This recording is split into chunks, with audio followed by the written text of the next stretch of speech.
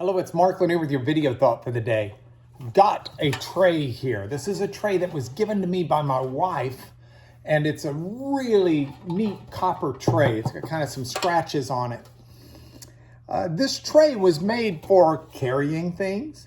It was made to be attractive and nice to look at. It was also made to carry a message. There's some Greek that's written on the tray.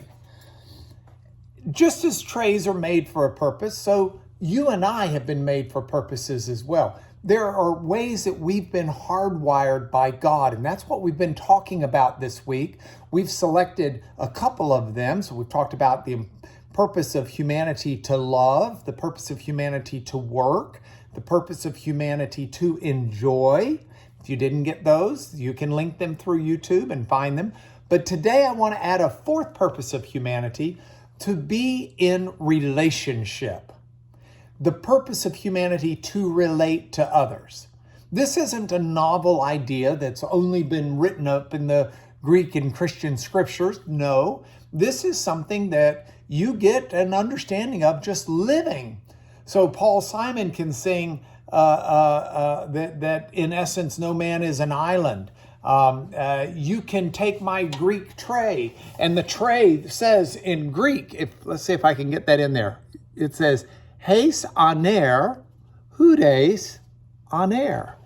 That's Greek. That means one man is no man.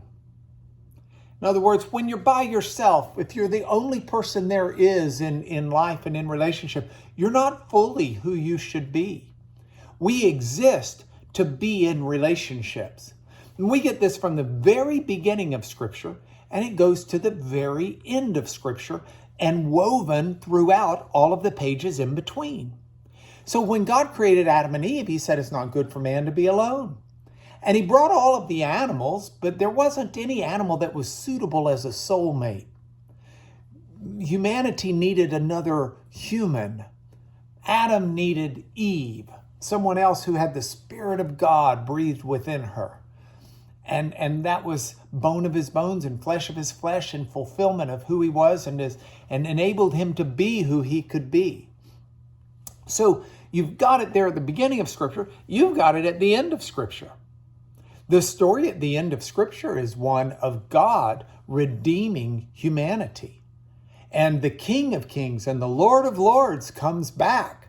And Jesus comes to claim his bride, which means not only that Jesus seeks us in relationship, but that we are made to be in relationship with him. And then within the confines of the bookends provided by Genesis and Revelation, you've got these scriptures over and over that talk about how important fellowship is, how important it is that we dwell in unity, how important friendship is, how important family is. And it's because it's part of who we are. We seek out others. And so you get passages like the passage in the Old Testament wisdom literature that talks about a cord of two is not so easily broken and a cord of three is even more difficult. When you're by yourself, it's easy to snap. But when you're bound to someone else in relationship, bound to someone else and God, a three in relationship, you're much stronger. You're able to endure hard times and you're able to share good times. I've heard it said that when you've got a relationship with a friend can take half of the burden away, but doubles the joy.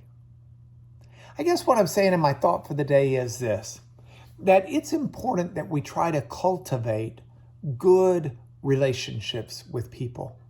And that calls into question not only how we meet people, but how we're willing to get involved in their lives and let them involved in ours.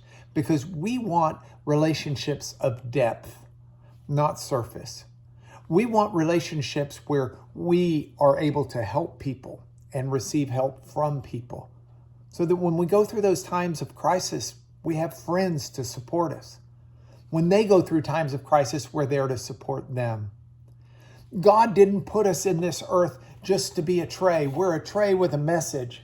And that message can include in the Greek, Heis aner, hudes aner. One man is no man. One woman is no woman. Let's be in relationship with others. Let's share that. and we will see a strength and a fulfillment in our lives that we won't find elsewhere. Fifth purpose tomorrow. I'll see you then.